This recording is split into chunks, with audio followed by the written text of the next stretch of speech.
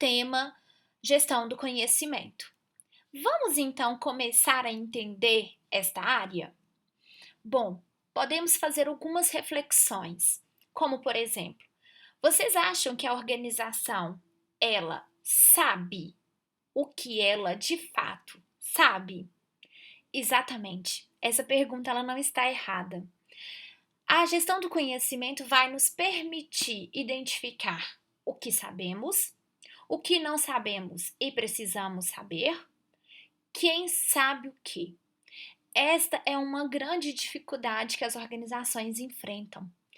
E aí, elas se deparam com o desafio: por onde começar? Então, essa área, ela não é tão recente quanto muitos pensam. A partir do ano de 1986, Carl Jung, ele apresentou pela primeira vez o termo Knowledge Management, gestão do conhecimento. Com isso, Zweig, também em 1986, publica um livro com o nome de Gestão do Conhecimento e traz uma discussão sobre o movimento da estratégia baseada em conhecimento, pois já haviam discussões voltadas para o conhecimento como recurso.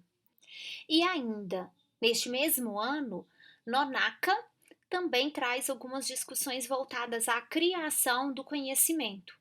Nesse contexto, ele dá início aos seus estudos, que envolvem as contribuições sobre teoria da aprendizagem organizacional, também sobre um modelo onde a interação dos conhecimentos tácitos e explícitos criam novos conhecimentos e principalmente sobre o Ba, que é um contexto, um ambiente favorável, capacitante, que faz com que as pessoas consigam trocar experiências e, a partir do modelo SESI ou espiral do conhecimento, as pessoas se socializam, externalizam conhecimentos, podem combinar e internalizar, aprender fazendo.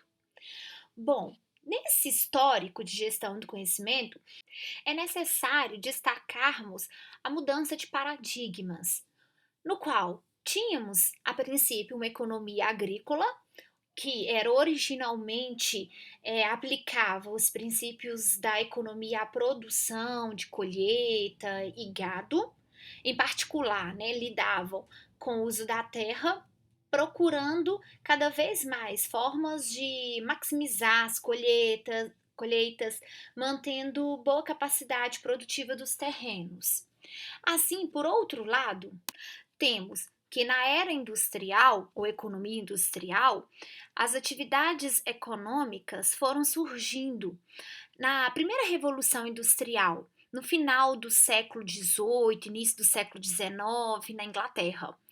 E esse período ele é marcado pela finalidade de transformar matéria-prima em produtos comercializáveis, utilizando força humana, também máquinas, energia. E a utilização da criação de rotinas e de processos como uma forma de otimizar e aumentar a produtividade. Posteriormente, e a fase onde nos encontramos hoje é a da economia do conhecimento, onde o fator principal da produção é o conhecimento e a tecnologia é um dos principais recursos utilizados.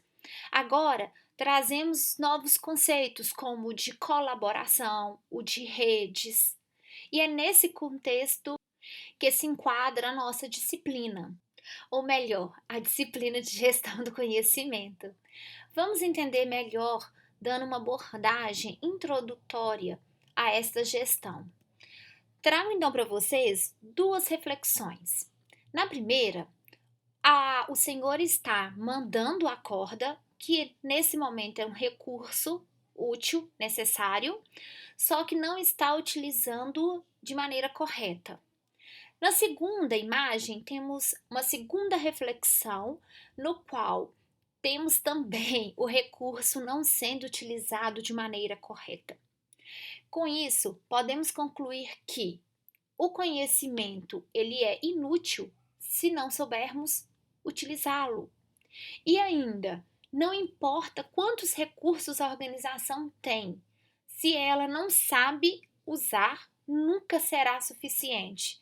Que no caso das escadas, tem-se várias escadas, mas o objetivo, o resultado não é atingido.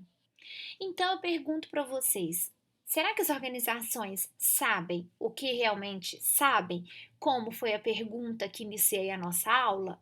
Bom, grande parte das organizações costumam vê-las como um conjunto de processos, tanto estratégicos de produção, vendas, distribuição, como processos de suporte, de limpeza, contabilidade, jurídico, tanto o suporte administrativo aqui nesse caso. E como na visão sistêmica, vocês vão ver que, na teoria, as organizações elas recebem insumos, esses insumos são produzidos, processados e temos então os outputs, que são os produtos, bens, né, que no caso são bens, os serviços e os, né, resultados almejados pela organização. Só que ela muitas vezes esquece que nesses processos de produção, de venda, marketing, qualidade, pesquisa e desenvolvimento, existem outros fatores que muitas vezes são intangíveis, mas que fazem toda a diferença, como no caso o conhecimento organizacional. Então, muitas organizações ainda vão apresentar diversos desafios em que trabalhamos nessa área de gestão do conhecimento. Como, por exemplo, a organização tem uma equipe nova e o gestor, ele revela que a equipe foi recém-contratada, ainda não entende os processos e o modelo de negócio. Ou seja, a ausência de conhecimentos específicos da organização ou do setor ou de determinado processo ou projeto.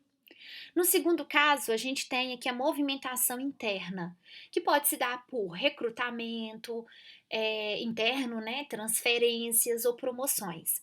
Temos neste caso a perda do conhecimento com a saída do colaborador daquele setor, daquela gerência. Então, o gestor diz: o colaborador que tem esse conhecimento não se encontra mais no setor, foi promovido e integra outra gerência. E nesse caso ainda é um pouco mais tranquilo, porque o colaborador se encontra na organização. Então, conseguimos, consequentemente, acessá-lo quando necessário.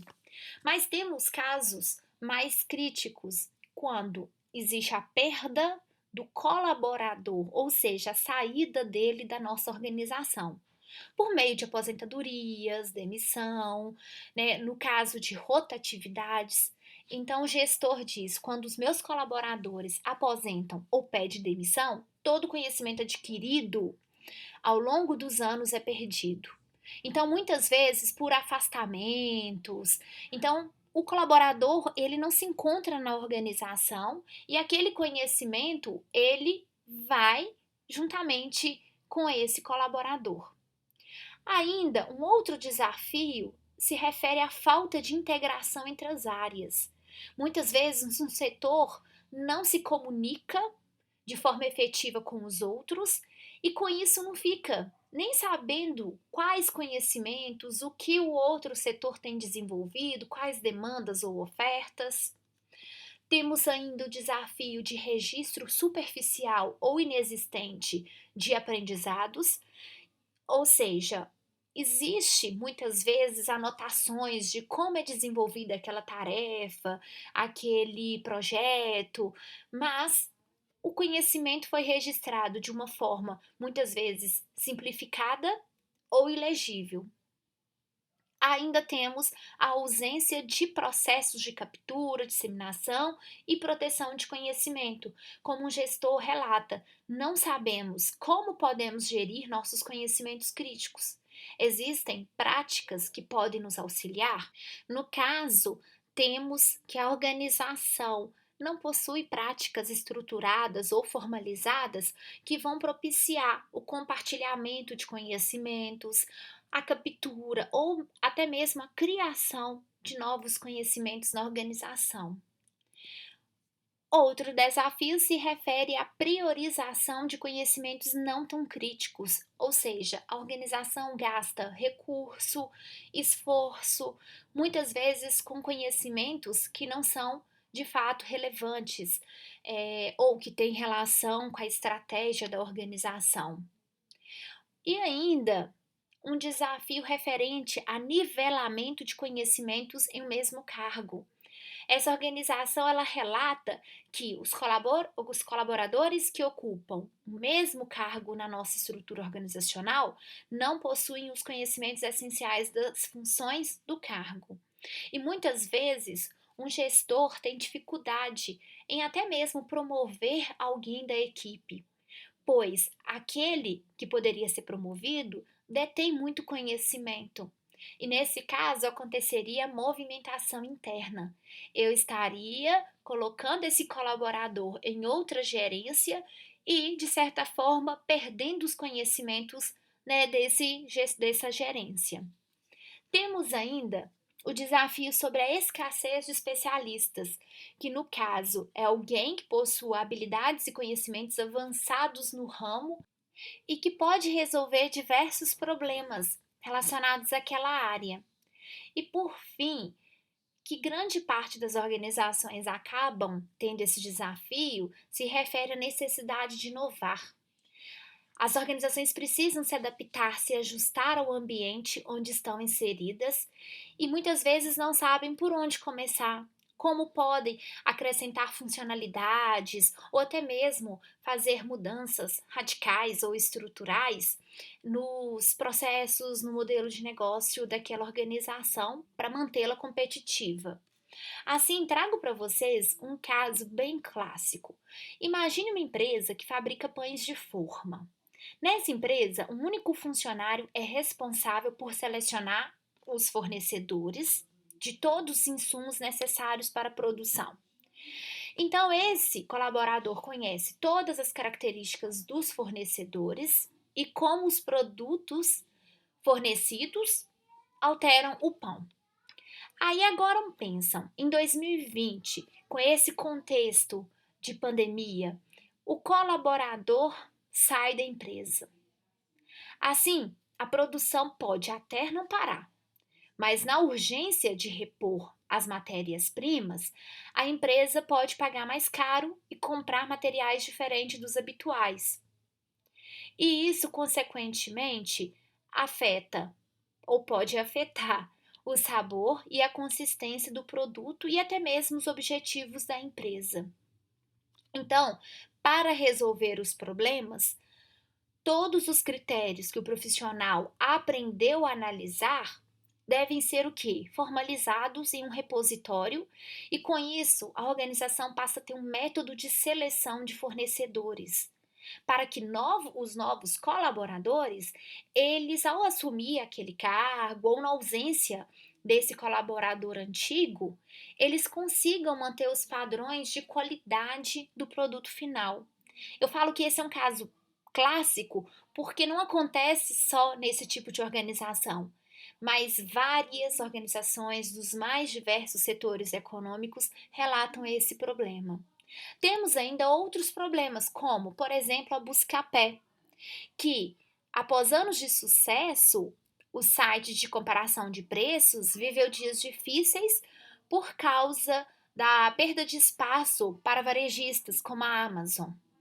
Então, a organização ela precisa buscar novos caminhos para a empresa e, consequentemente, novos conhecimentos, que se refere ao desafio que falamos anteriormente, que é a necessidade de inovar. Ou, por exemplo, ao Walmart, que, em um dado momento da sua história, em 10 anos, 4 executivos passaram pela cadeira da presidência.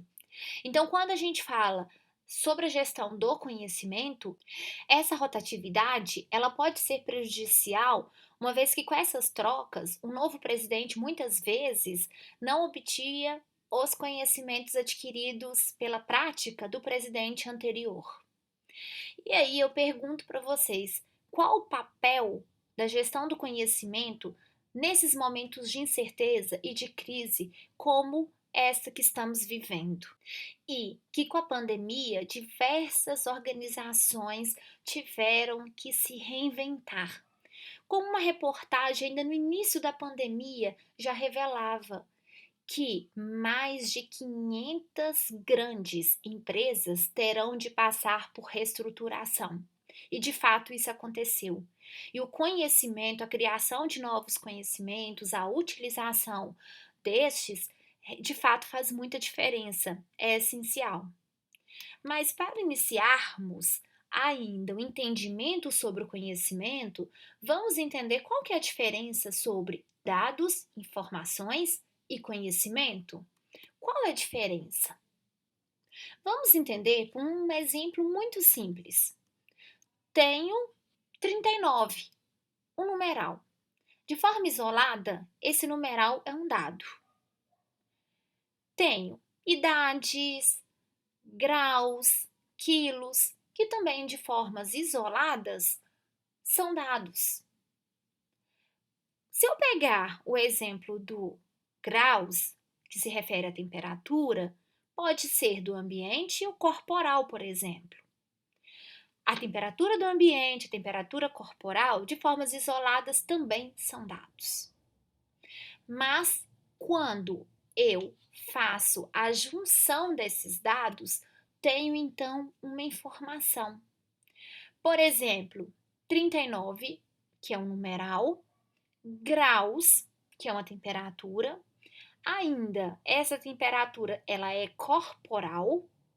Eu sei que essa pessoa está consequentemente com uma febre alta. Então, aqui vimos que a informação ela é um conjunto de dados.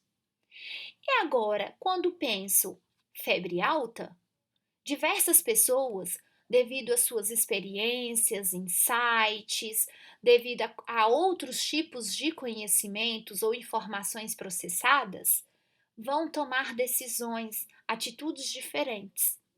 Algumas pessoas podem alegar que 39 graus, essa febre está muito alta, preciso ir a um hospital. Outras já podem revelar que vou apenas tomar um banho frio. Ainda outras podem tomar um antitérmico. Temos ainda casos de pessoas que vão esperar e monitorar um pouco. Ou pessoas que vão utilizar compressas de água fria, morna, por exemplo. Então temos que o dado, ele é um registro do atributo de um objeto ou fenômeno. Ele é considerado uma unidade elementar da informação, como vimos.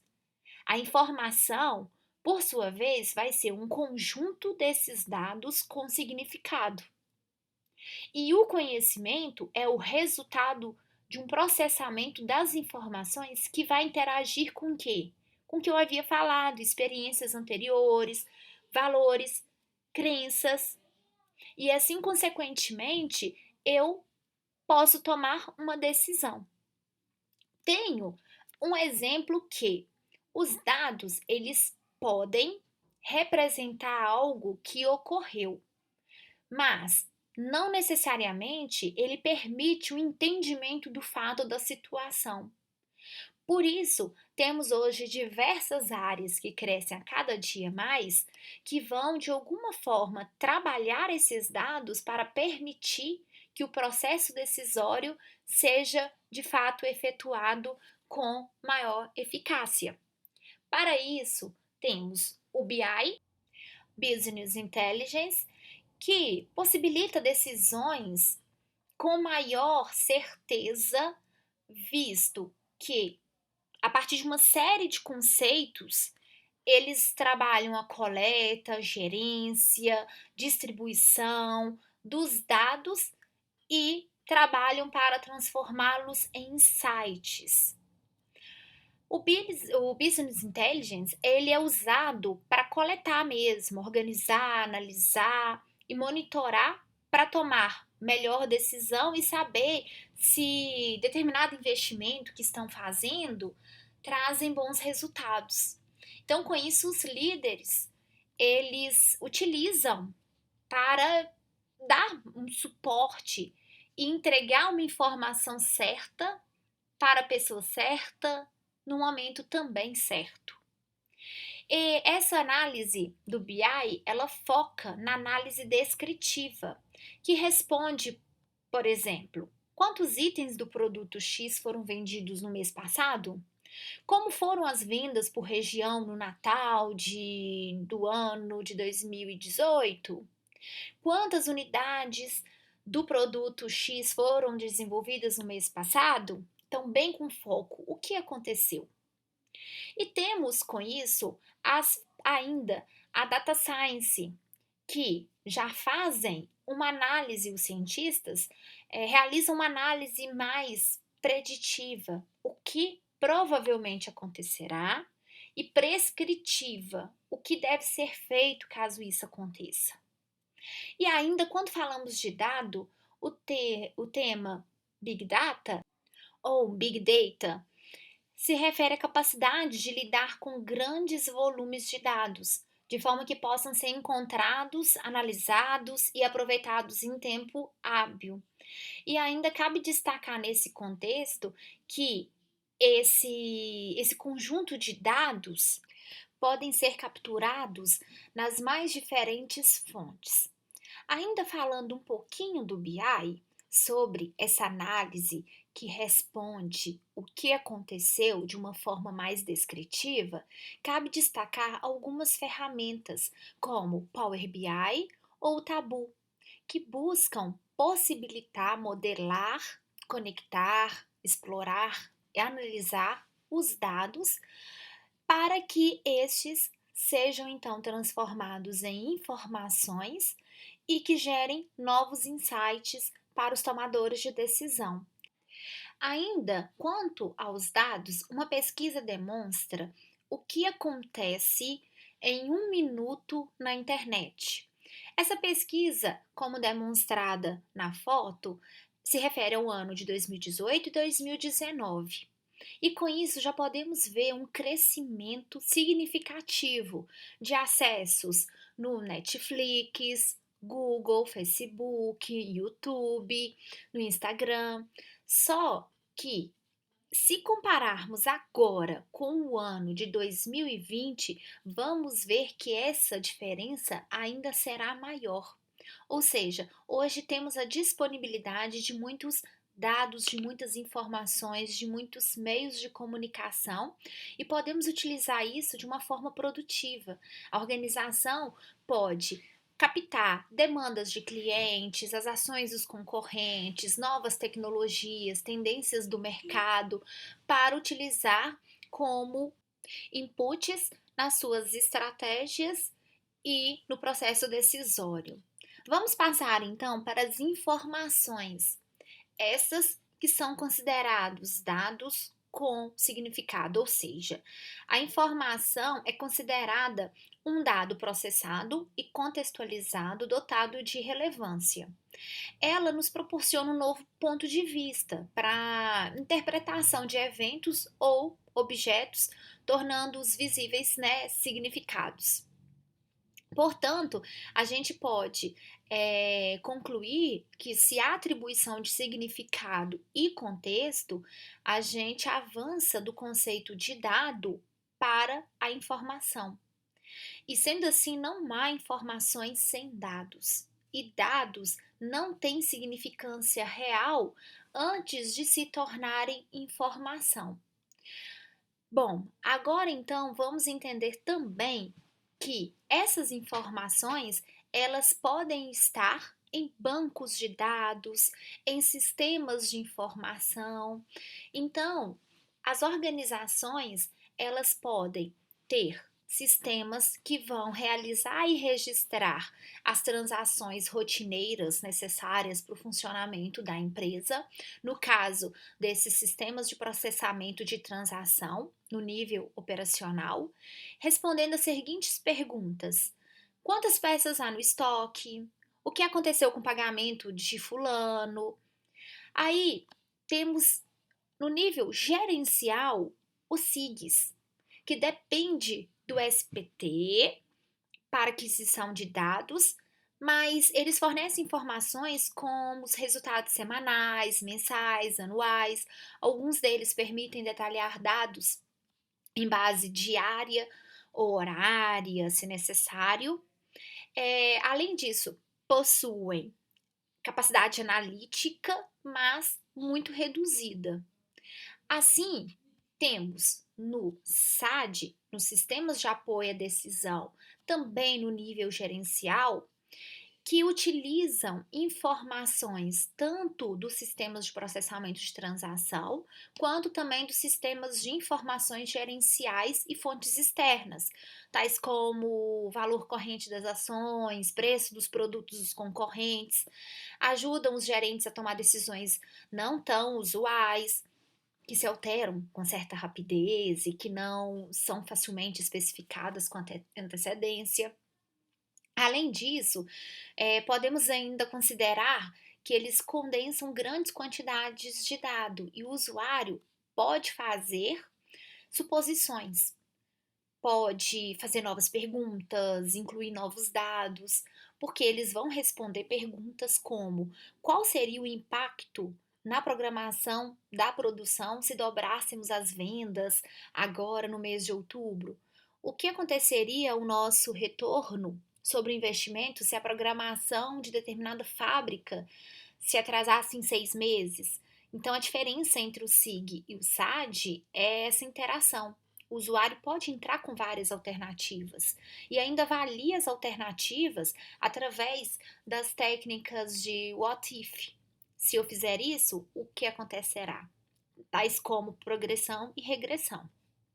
E por fim, temos os sistemas de apoio ao executivo no nível estratégico, que vão filtrar, comprimem e rastreiam dados críticos com ênfase na redução de tempo, de esforço, para obter informações úteis aos executivos. Então, esses sistemas empregam o que há de mais avançado em softwares gráficos e podem entregar diagramas de muitas fontes instantaneamente. Ajuda a responder questões estratégicas como: quais serão os níveis de emprego dentro de 5 anos? Quais são as tendências de custo do nosso setor ao longo prazo? Dentre outras. Assim, passamos por último no nosso objeto de estudo da disciplina de gestão do conhecimento, o conhecimento propriamente dito. Esse é resultado de um processamento de informações que vai interagir com quem? O indivíduo. E esse tem processos mentais lógicos, que vão vir muitas vezes da sua personalidade, dos seus insights, crenças, valores, experiências anteriores e permite tomar uma decisão. Então, podemos concluir que o conhecimento é um saber, que é resultado, então, dessa informação influenciada pela personalidade, experiência do seu detentor e, como havíamos falado, que vai permitir uma ação. E quanto ao conhecimento, temos dois tipos que foram especificados por Nonaki Takeuchi, que são dois autores japoneses que introduziram a teoria de criação do conhecimento, retratando que existem dois tipos que podem se interagir e, com isso, vão proporcionar novos conhecimentos, que seria o conhecimento tácito, que é aquele que se encontra na mente do indivíduo, que é o conhecimento, é o saber, advindo de experiências, da vivência dele, de crenças, de emoções. E o conhecimento explícito, que é o conhecimento codificado em linguagem. De alguma forma, esse conhecimento ele já pode ser transmitido por palavras, por números, fórmulas, e ele é um conhecimento mais fácil de ser transferido, uma vez que já se encontra registrado ou até mesmo já em forma de um conceito. E pode ser transportado por artigos, manuais, livros. E ainda falamos muito na disciplina sobre o conhecimento crítico, esse que pode ser um conhecimento tácito ou explícito. Falamos que o conhecimento é crítico quando este é relevante para a estratégia da organização, quando é um conhecimento que, quando a organização perde, ele é um conhecimento difícil de ser recuperado, que reduz riscos significativos para a operação e que garante a sobrevivência dessa, ou seja, um conhecimento muito relevante, que pode estar ainda na forma de conhecimento tácito ou já pode estar explicitado. Mas afinal, o que é gestão do conhecimento?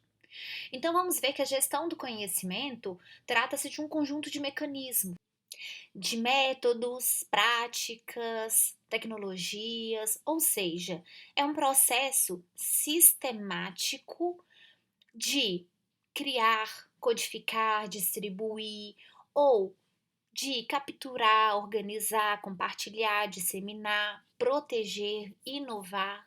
Então vamos ver que, de acordo com os autores e suas pesquisas, eles propõem outros subprocessos para que a gestão do conhecimento seja realizada de forma efetiva.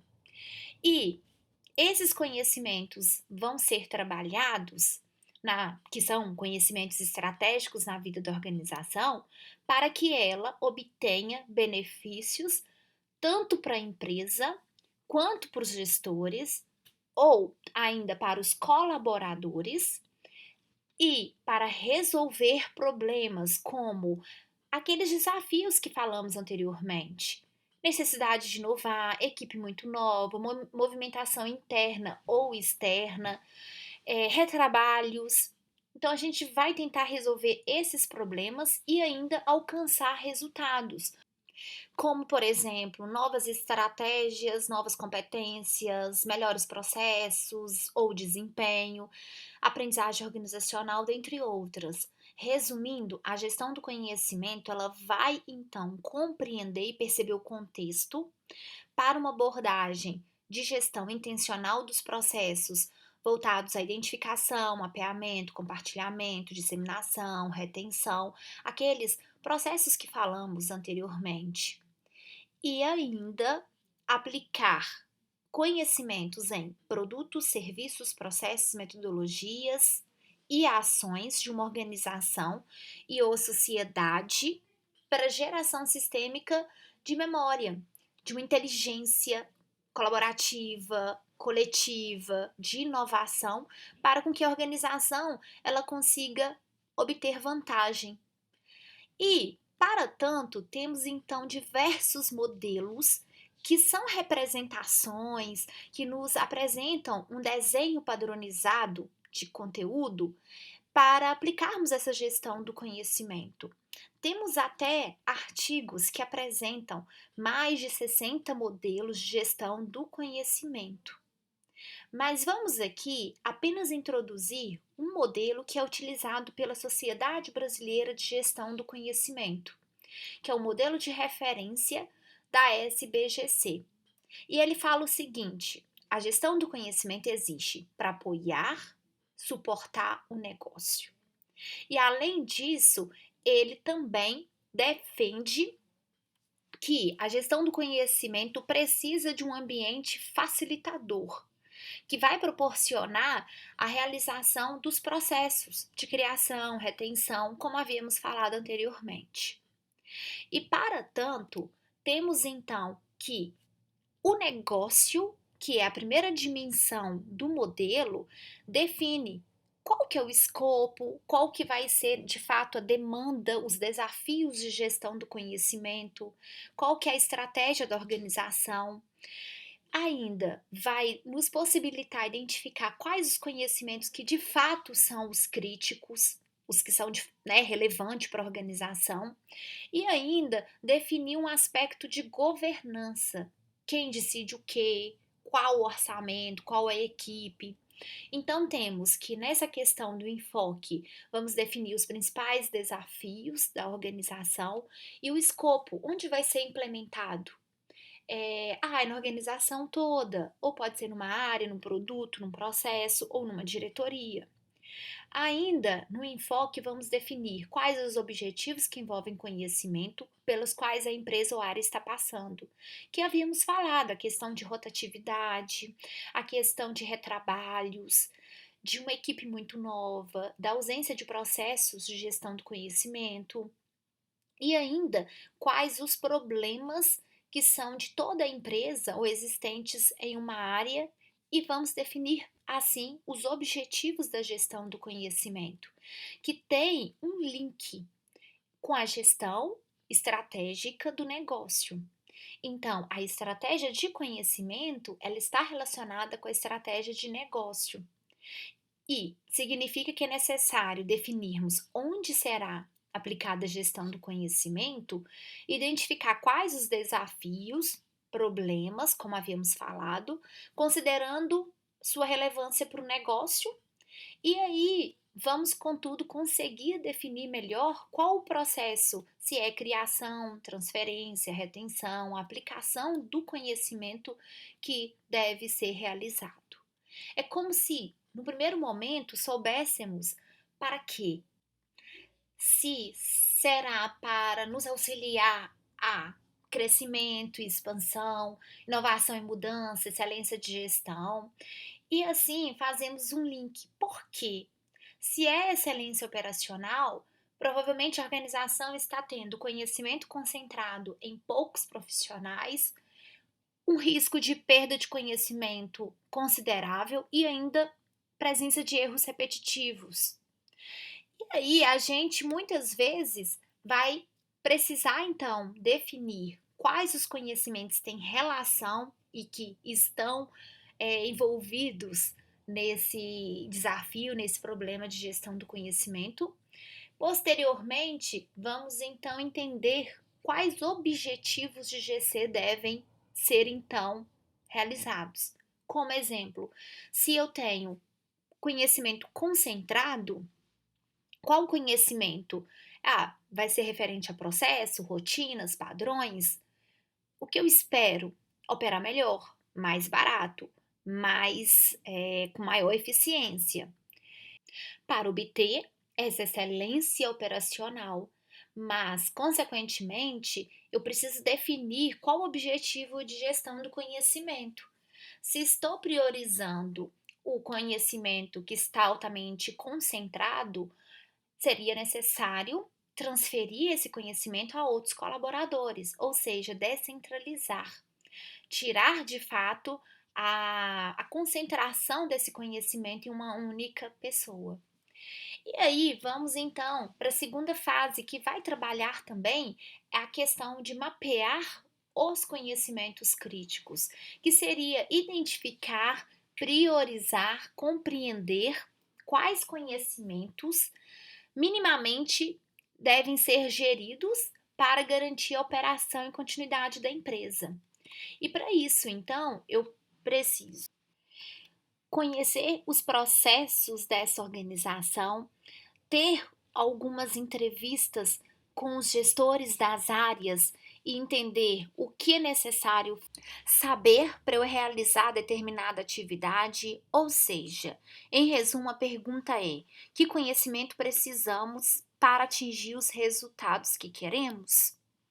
Dessa forma, uma tabela nos ajuda a compreender que, por meio de processos, cada processo possui um conjunto de atividades e, assim, para cada atividade, tenho conhecimentos associados.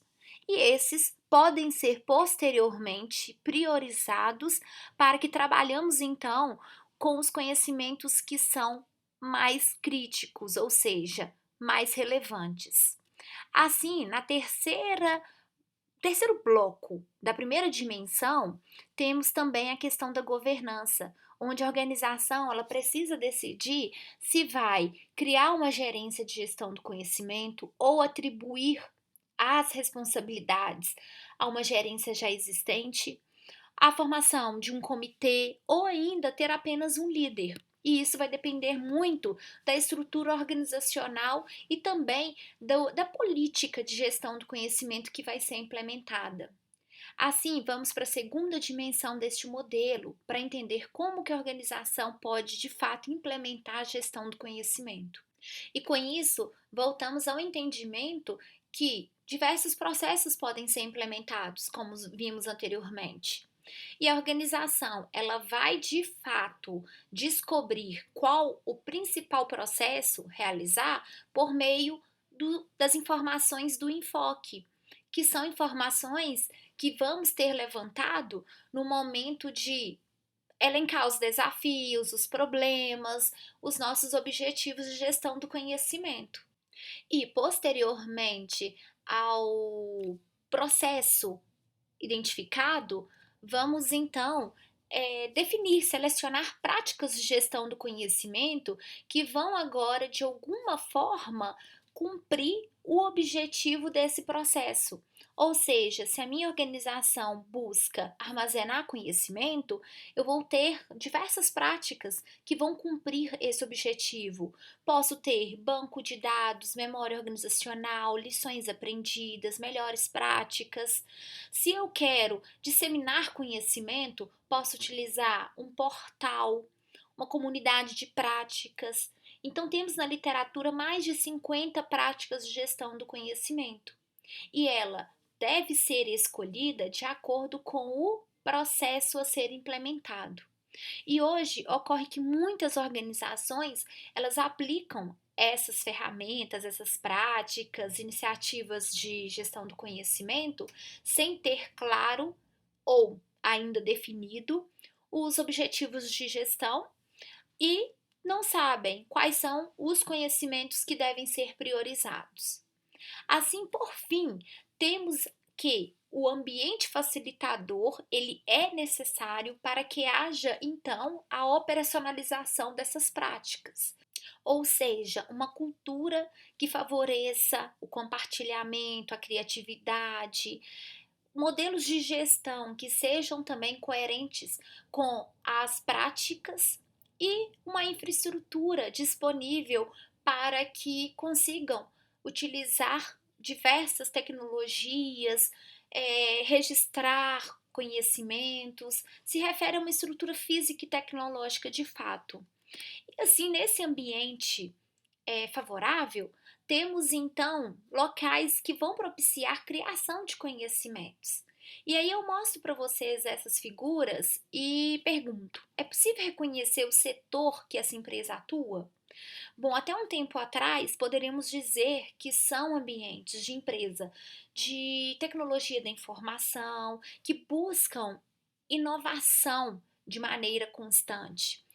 Mas acreditem, essas fotos são de uma empresa do setor de mineração, onde até um tempo atrás era considerado um ambiente altamente hierárquico e com pouca abertura à inovação, à colaboração e à gestão do conhecimento. Então temos que esse conhecimento que a gente viu, o crítico, ele necessita de um contexto físico ou virtual para que seja criado.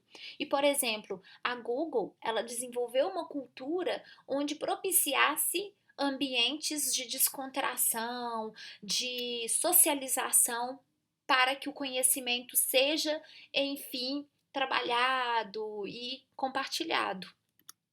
Então, a organização ela tem que mobilizar o conhecimento tácito criado e acumulado no nível individual.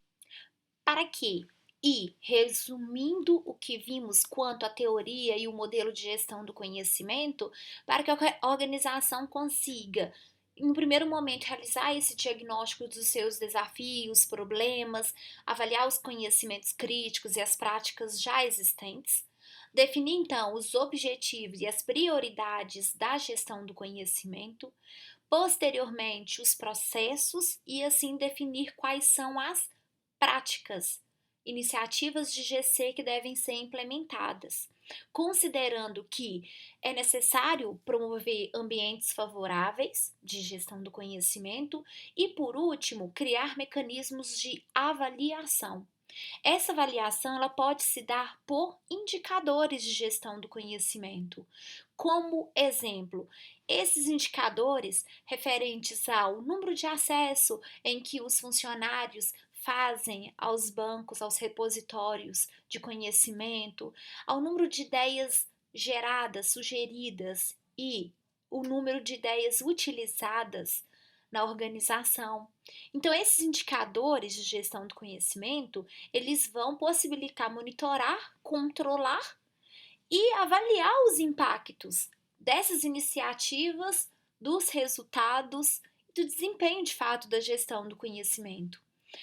Os benefícios da utilização desse sistema de medição é nos oferecer possibilidades de identificar o que pode ser melhorado, visibilidade que os indicadores vão nos proporcionar sobre aquele contexto, situação, e além disso, a possibilidade de comparar com as demais organizações ou comparar o desempenho organizacional através do tempo, direcionando assim esforços para atingir os objetivos de negócio. E vamos ver na disciplina que existem diversos indicadores que são de processos, de resultado. Estes podem ser qualitativos, quantitativos, financeiros ou não, internos ou externos. Bom, então seria isso, pessoal. E essas foram as principais referências utilizadas na aula de hoje na construção desse material. Gostaria de agradecer muito a atenção e dar boas-vindas ao curso. Estarei à disposição no que for necessário.